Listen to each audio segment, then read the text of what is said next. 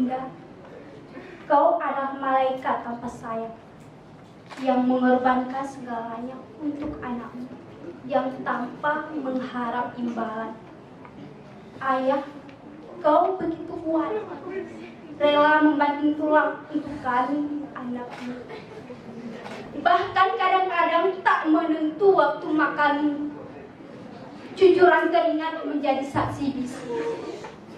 Dan kami anakmu menjadi saksi pengorbananmu.